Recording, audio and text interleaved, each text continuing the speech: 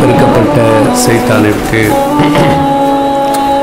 ஏக இறைவனிடம் பாதுகாவல் தெரிவனாக பலவற்ற அருளாளனும் நிகரற்ற அன்புடனுமாகிய எல்லாம் வல்ல ஏக இறைவனின் திருப்பெயரை கொண்டு துவங்குகின்றேன். அன்பிற்கினிய சகோதர சகோதரிகளே,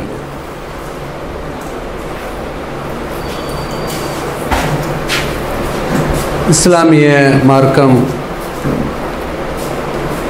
இந்த மனித சமூகத்திற்கு இறைவனால் அருளப்பட்ட மார்க்கமாக இருக்கின்றது. இந்த மார்க்கத்தை தான் இந்த உலகத்தில் ஏராளமான இறை தூதர்கள் எடுத்துரைத்தார்கள்.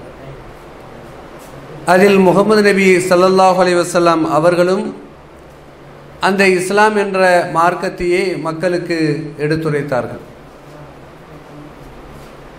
இந்த இஸ்லாம் என்று சொன்னால் அது ஒரு வாழ்வில் வழிகாட்டியான ஒரு கொள்கை கோட்பாடாகும். இந்த இஸ்லாமிய மார்க்கம் அதிமுக்கியமாக சொல்லக்கூடிய செய்தி, மனிதனாக வாழ வேண்டும். மனிதன் தன்னுடைய மன இச்சைப்படி தன் மனம் எதையெல்லாம் நாடுகிறதோ அதன் அடிப்படையில் தங்களுடைய வாழ்க்கை அமைத்துக் கொள்ளக்கூடாது. இறைவன் எதை விதித்திருக்கிறானோ அதன் அடிப்படையிலே தன்னுடைய வாழ்க்கை அமைத்துக் கொள்ள வேண்டும் என்ற செய்தியை தான் இஸ்லாம் சொல்கிறது.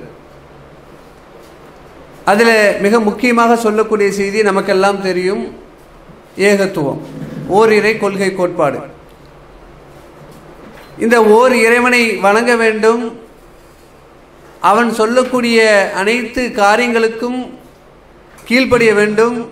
அவனால் அனுப்பப்பட்ட இறை தூதர்கள் சொல்லக்கூடிய செய்திகளுக்கும் கீழ்ப்படிய வேண்டும்.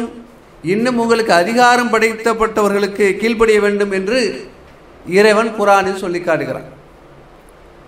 இறைவனுக்கு கீழ்ப்படிய வேண்டும். இறைவனுக்கு கீழ்ப்படிய வேண்டும் என்று சொன்னால் இறைவனால் அருளப்பட்ட வேதத்திற்கு, அதே போன்று இறைவனால் அனுப்பப்பட்ட தூதர்கள் என்று சொன்னால் இன்றைக்கு முகமது நபி ஸல்லல்லாஹு அலைஹி வஸல்லம் அவர்களுடைய சொல் செயல் அங்கீகாரத்துக்கு கீழ்ப்படிய வேண்டும். இதே நேரத்தில் இந்த முகமது நபி ஸல்லல்லாஹு அலைஹி வஸல்லம் வருவதற்கு முன்பு இந்த உலகத்தில் எந்தெந்த இறை தூதர்களெல்லாம் வந்தார்களோ அவர்களுக்கு அந்தந்த சமூகம் கீழ்ப்படிந்திருக்க வேண்டும்.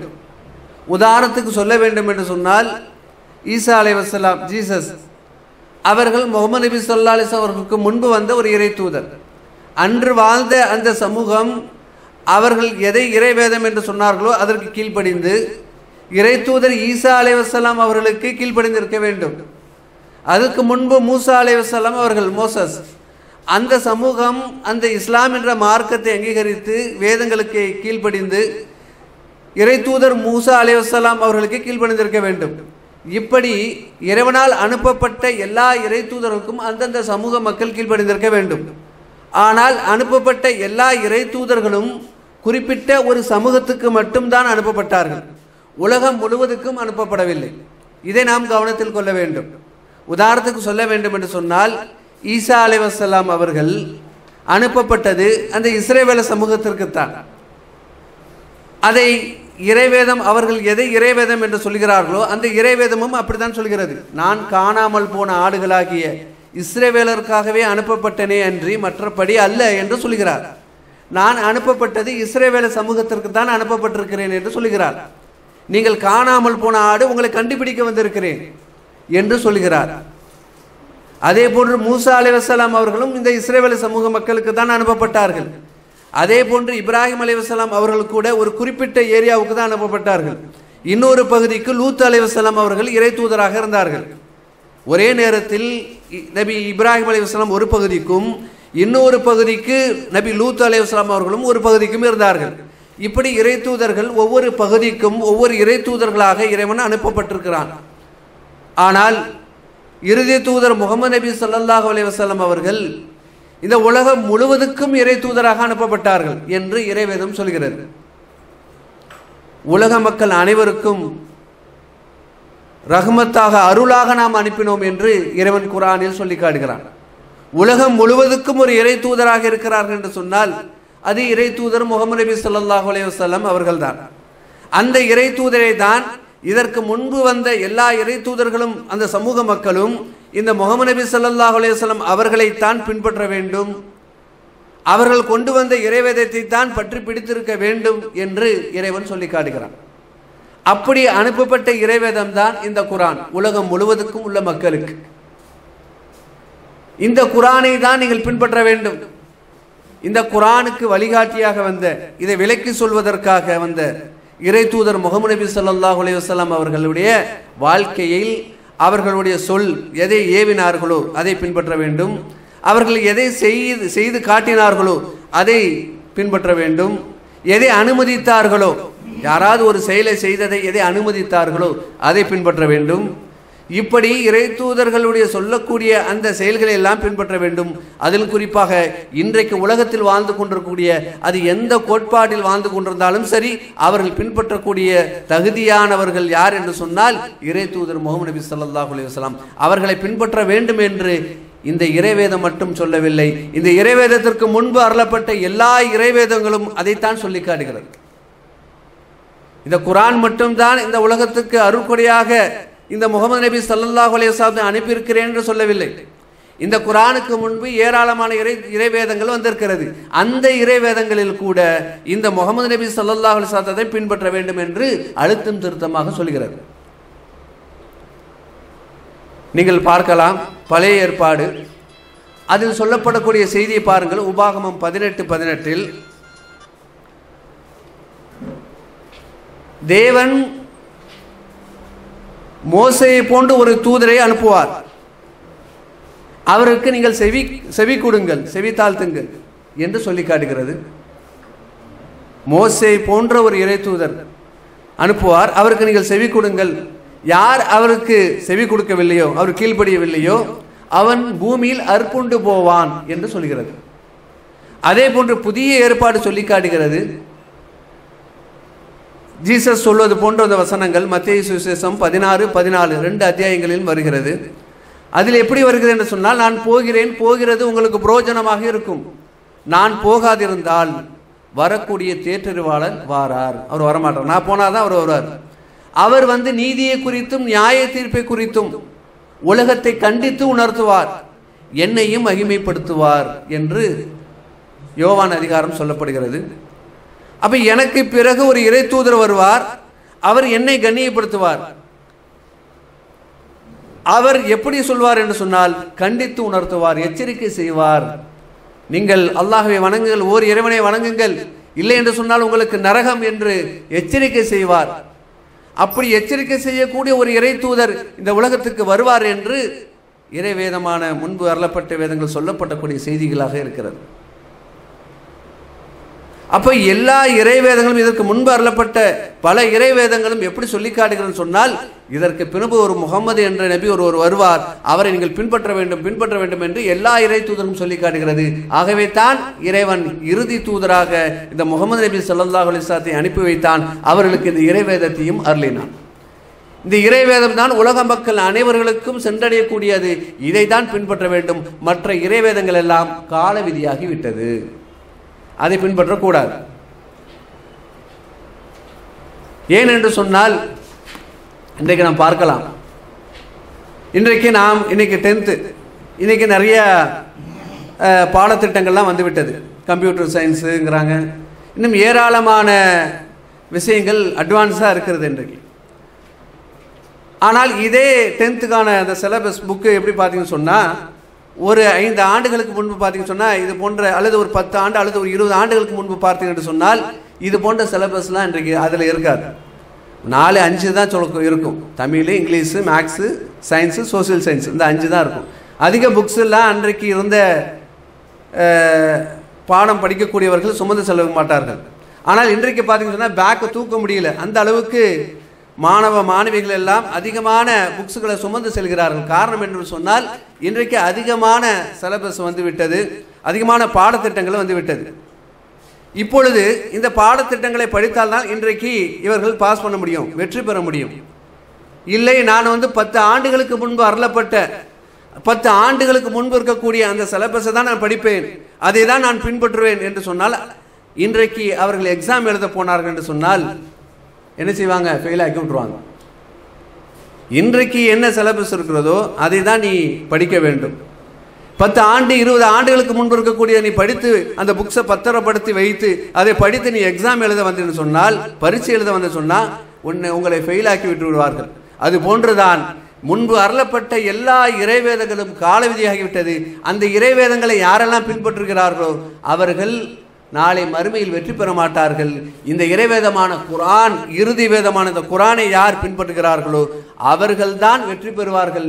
இந்த குர்ஆனை தான் பின்பற்ற வேண்டும் என்று இறைவனும் இறை தூதர்களும் சொல்லி காட்டுகிறார்கள் என்ற செய்தியை ஆழமாக பதிந்து கொள்ளுங்கள்.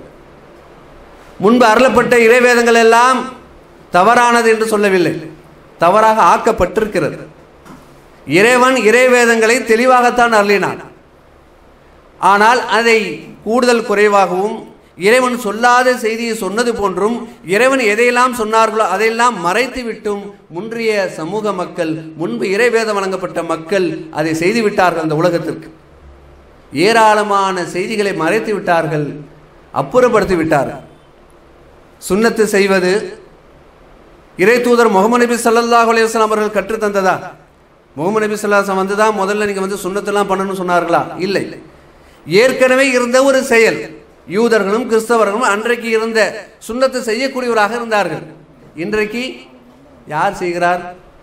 விட்டு விட்டார்கள்.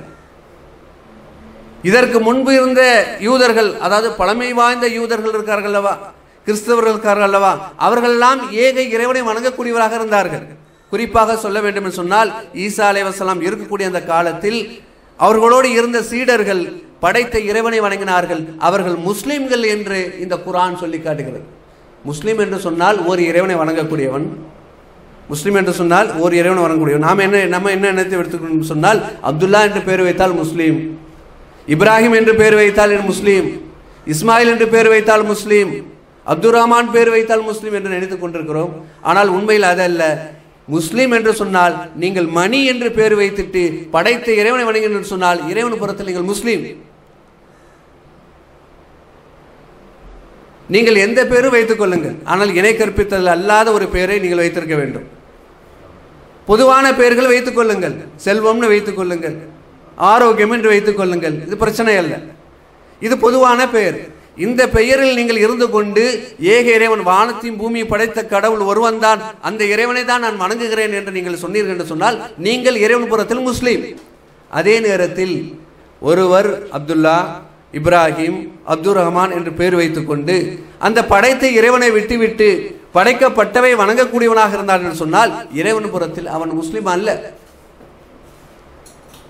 அப்போ முஸ்லீம் என்று சொன்னால் ஏக இறைவனை வணங்கக்கூடியவன், படைத்த இறைவனை வணங்கக்கூடியவன். அந்த படைத்த இறைவனை வணங்குவதற்காகத்தான் அன்றைக்கு வாழ்ந்த யூதர்களும் கிறிஸ்தவர்களும் முஸ்லீம் என்று இறைவன் சொல்லி காட்டுகிறார்.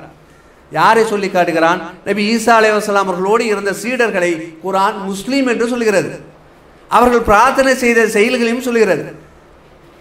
நபி ஈசா அலைஹிஸ்ஸலாம் அவர் கேட்கிறார்கள், இன்னல்லாஹ ரப்பி வ ரப்புக்கும், என்னுடைய இறைவனும் உங்களுடைய இறைவனும் அல்லாஹ் ஒருவன் தான் என்று சொல்கிறார்கள். ஃபாக்புதுஹு, ஆகவே நீங்கள் அவனையே வணங்குங்கள். உங்களுடைய இறைவனும் என்னுடைய இறைவனும் அல்லாஹ் ஒருவன் தான், ஒரு இறைவன் தான், ஆகவே நீங்கள் அவனையே வணங்குங்கள். ஹாதா சிராத்து முஸ்தகீம், இதுதான் நேரான பாதை என்று சொன்னார்கள். அதே நேரத்தில் அந்த சீடர்கள் இருக்கக்கூடிய சிலர் வழி தவறுகளை பார்க்கிறார், வழி மாறி போறாங்க. இதை பார்த்த பிறகு எனக்காக உதவியாளர் யார் என்று கேட்கிறாங்க. எனக்கு உதவி செய்யக்கூடிய யார் என்று தன்னுடைய சீடர்கிட்ட கேட்கிறாங்க. அல்லாஹ்வுக்காக எனக்கு உதவி செய்யக்கூடிய யார் என்று கேட்கும் பொழுது அது சில சீடர்கள் சொல்கிறார்கள், நாங்கள் அல்லாஹ்வுடைய உதவியாளர்கள், நாங்கள் அல்லாஹ்வுடைய உதவியாளர்கள் இருக்கிறோம், நாங்கள் உங்களுக்கு உதவி செய்கிறோம் என்று சொல்லிவிட்டு அவர்கள் பிரார்த்தனை செய்கிறார்கள். நாங்கள் இந்த தூதரை நம்பினோம், நாங்கள் அல்லாஹ்வை நம்பினோம், முஸ்லீம் என்ற எங்களை பதிவு செய் என்று அவர்கள் பிரார்த்தனை செய்தார்கள் என்ற செய்தியை ஆல இம்ரான் என்ற அத்தியாயத்தில் இறைவன் சொல்லி காட்டுகிறார். முஸ்லிம்களாக இருந்தார்கள். எப்பொழுது இவர்கள் மாற்றப்பட்டார்கள்? பல ஆண்டுகளுக்கு பிறகு ஈசா அலைஹிஸ்ஸலாம் அவர்கள் இறைவனால் உயர்த்தப்பட்ட பிறகு சவுலாகிய பவுல் என்று சொல்லக்கூடிய ஒருவர் வந்து என்ன செய்கிறான்னு சொன்னால் கிறிஸ்துவம் என்ற மார்க்கத்தையை தன்னுடைய இஷ்டத்துக்கு மாற்றி அமைத்து விடுகிறார். அவர் சொல்கிறார், நீங்கள் கடையில் எதை வேண்டுமானாலும் புசியுங்கள், கடையில் நீங்கள் வந்து அவங்கள்ட்ட போய் விசாரிக்க வேண்டிய அவசியம் இல்லை என்று சொல்கிறார். ஆனால் பைபிள் சொல்கிறது ரத்தம் உங்களுக்கு தடை செய்யப்பட்டிருக்குன்னு சொல்கிறது, பன்னிக்கறி உங்களுக்கு தடை செய்யப்பட்டிருக்கு என்று சொல்கிறது. ஆனால் அவர்கள் அதை நீங்கள் எதை வேண்டுமென்றால் சாப்பிடுங்கள், நீங்கள் அங்கே வந்து விசாரிக்க வேண்டிய அவசியம் இல்லை என்று சொல்கிறார். அதே சவுலாகிய பவுல் சொல்கிறார், நீங்கள் சுன்னத்து செய்வது அவசியம் இல்லை, உங்களுடைய இருதயத்தில் இருக்கக்கூடிய நுனித்தோள்களை நீங்கள் சுத்தம் செய்தாலே போதும் என்று சொல்கிறார். இருதயத்தில் இருக்கக்கூடிய நுனித்தோல்னா என்ன, நீ இருதயத்தை சுத்தமாக வச்சுக்கப்பா, நீ அங்கே செய்ய வேண்டிய அவசியம் இல்லை என்று மாற்றுகிறார். இருதயத்தை சுத்தமாக வைத்துக்கிறது தவறு இல்லை, ஆனால் இதை இங்கே என்ன செய்யப்படுகிறது, சுன்னத்து செய்வதை தடை செய்யக்கூடியவராக மாற்றிவிட்டார்கள். இப்படி ஏராளமான செய்திகளை மாற்றுகிறார். சவுலாகிய போகிறார், மேலே இருந்து ஒரு சத்தம் வருகிறது, சவுலே சவுலே நீ எங்கே போகிறாய், முள்ளின் மீது விதை விதைப்பது கஷ்டமாய், ஏன் நாசரனாக இயேசுவை துன்பப்படுத்துகிறாய் என்று எனக்கு மேலே இருந்து ஒரு சத்தம் வந்தது. நான் அன்னார்ந்து பார்த்தேன், அங்கே யாரும் எனக்கு தெரியவில்லை, சத்தம் மட்டும் தான் என்னிடம் கேட்டது, என் கூட இருந்தவர் சத்தத்தை கேட்டார்கள், ஒலியை பார்க்கவில்லை என்று சொல்கிறார். அதே நேரத்தில் அதே அத்தியாயம் அப்போஸ்தலர் 22 மற்ற வசனங்களில் பார்க்கும் பொழுது அது அப்படியே மாற்றி அமைக்கப்பட்டு சொல்கிறது. என்ன சொல்கிறேன் என்று சொன்னால், நான் சென்று கொண்டிருந்தேன், மேலிருந்து எனக்கு ஒரு சத்தம் கேட்டது, சவுலே சவுலே ஏன் நீ நாசரனாக இயேசுவை துன்பப்படுத்துகிறாய் என்று சத்தம் கேட்டது. நீ பெத்லகத்துக்கு போ, அங்கே போய் நான் சொல்கிறேன், உனக்கு விஷயத்தை சொல்கிறேன் என்று அந்த செய்தி வந்தது. என் கூட இருந்தவர்கள் ஒலியை பார்த்தார்கள், சத்தத்தை கேட்கலே என்று சொல்கிறார். ஒரு இடத்தில் சொல்கிறார் ஒலியை பார்த்தார்கள், சத்தத்தை கேட்கலே என்று சொல்கிறார் ஒரு வசனத்தில். ஒரு இடத்துல கேட்கிறார்கள், சத்தத்தை கேட்டார்கள், ஒலியை பார்க்கவில்லை என்று சொல்கிறார். இதை எதை நம்புவது? ஒலியை பார்த்தாரா, சத்தத்தை கேட்டார்களா? அடிப்படையே விஷயம் தவறாக முடிகிறது. அதே நேரத்தில் அந்த நேரத்தில் அவர் சொல்கிறார், இயேசுவை கடவுளாக மாற்றி அமைக்கிறார். அதற்கு முன்பு வரைக்கும் படைத்த இறைவனை வணங்கி கொண்டிருந்த மக்களை சவுலாகிய பவுல் என்ன செய்யறார், அப்படியே டைவர்ட் பண்றார், மாத்துறார். இயேசுதான் கடவுள் சொல்றார். இயேசு என்னிடம் பேசினார் சொல்ல இன்னைக்கு சொல்றாங்களா இல்லையா? எத்தனை பாதிரிகள் இயேசு நேற்று நைட்டு என்னிடம் வந்து பேசினார், இப்பொழுது பேசிக் கொண்டிருக்கிறார் என்று சொல்கிறார்களா இல்லையா? அதே போன்று சவுலாகிய பவுல் சொல்கிறார், எனக்கு மேலே இருந்து சத்தம் வந்தது, இயேசு என்னிடம் பேசினார், அவர்தான் கடவுள் என்று மக்கள் மத்தியில் சொல்கிறார். அப்படியே மாற்றி அமைக்கிறார். இதுதான் பைபிளுடைய வசனங்கள். இயேசு இருக்க வரைக்கும் மேலே இருக்கக்கூடிய வானத்தின் பூமி படைத்த இறைவனை, மோசே வணங்கிய இறைவனை, அந்த இறைவனை நீங்கள் வணங்க வேண்டும் என்று சொல்கிறார். நான் மோசேயுடைய நியாய பிரமாணத்தை அழிப்பதற்கு வந்தேன் என்று நினையாதீர்கள், அதை நிறைவேற்றுவதற்கு தான் வந்தேன் என்று இயேசு சொல்கிறார். மோசே கொண்டு வந்த இறைவேதத்தை நான் அழிப்பதற்கு வரலை, அதை நிறைவேற்றுவதற்கு தான் வந்தேன் என்று சொல்கிறார். ஆனால் என்ன செய்யப்படுகிறது? அந்த மோசே செய்த அந்த கட்டளைகளில் 10 கட்டளைகள், விபச்சாரம் செய்யக்கூடாது, திருடக்கூடாது, ஏராளமான கட்டளைகள் இருக்கிறது. தாய் தந்தையை கனப்படுத்த வேண்டும், நன்றி செலுத்த வேண்டும், எல்லாம் சரியான செய்தி. அதில் முதல் கட்டளை எதுவாக இருக்கிறது என்று சொன்னால், நம் தேவனாகிய நம் கட்டளைக்கெல்லாம் பிரதான கட்டளை நாம் தேவனாகிய கர்த்தர் ஒருவரே என்ற கட்டளை இருக்கு. முதல் கட்டளை லா இலாஹ இல்லல்லாஹ் தான். எல்லா இறைவேதமும் சொல்லக்கூடிய முதல் கட்டளை என்ன? லா இலாஹ இல்லல்லாஹ் சொன்னாதான் அவன் அடுத்தடுத்து அவனுக்கு கடமைகளை ஏற்படுத்தப்படுகிறது. நம் தேவனாகிய கர்த்தர் ஒருவரே என்றுதான் அந்த இறைவேதம் சொல்கிறது.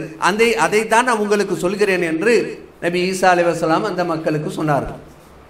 என்ன சொன்னார்கள்? மாற்றியா சொன்னார்கள், மோசே சொன்ன கடவுள் வேறப்பா, ஆபிரகாம் சொன்ன கடவுள் வேற, நான் சொல்ல போகக்கூடிய கடவுள் வேற என்றால் ஈசா அலைஹிஸ்ஸலாம் சொன்னார்கள், யார் இப்ராஹிம், இஸ்மாயில், இஸ்ஹாக்கு, யாக்கூப், மோசே போன்றவற்றை வணங்கினார்களோ அந்த இறைவனை தான் நீங்கள் வணங்க வேண்டும் என்று சொன்னார்கள். வானத்தையும் பூமியையும் படைத்த கடவுள், வானத்தையும் பூமியும் மட்டும் அல்லாமல் இந்த வானத்துக்கும் பூமிக்கும் இடைப்பட்டவற்றை அனைத்தையும் படைத்த இறைவனை வணங்குங்கள் என்று நபி ஈசா அலைஹிஸ்ஸலாம் அவர்கள் சொன்னார்கள்.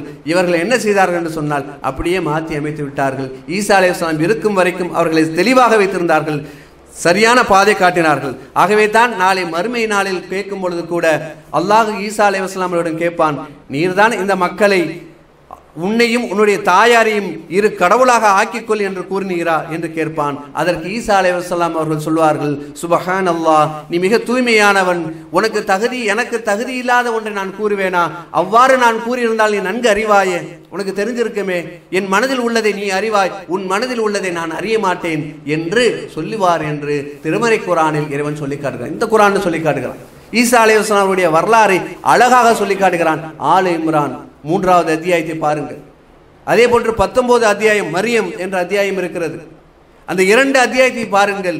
நீங்கள் ஈசா அலைஹிஸ்ஸலாமுடைய வரலாற்று செய்திகளை மறைத்ததை தெளிவுபடுத்தக்கூடிய விதமாக இந்த குர்ஆனில் இறைவன் சொல்லி காட்டுகிறான். ஈசா அலைஹிஸ்ஸலாம் அவர்கள் மறுத்து விடுவார்கள்.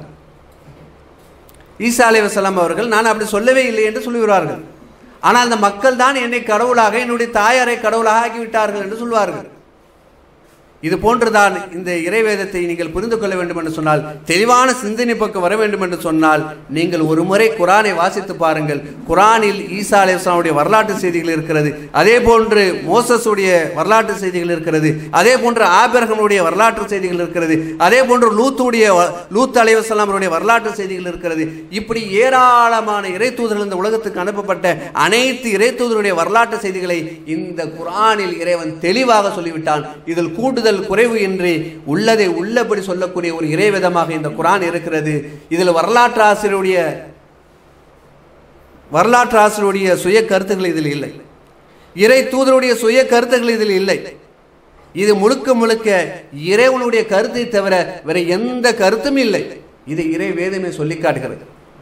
நபியே, நாம் சொல்லாத செய்தியை நீர் சொன்னீர் என்று சொன்னால், நான் சொன்னேன் என்று சொன்னால் உமது வலது கரத்தை துண்டித்து விடுவோம் என்று இந்த குர்ஆன் சொல்லிக்கிறது. 69வது அத்தியாயத்தில் பாருங்கள்.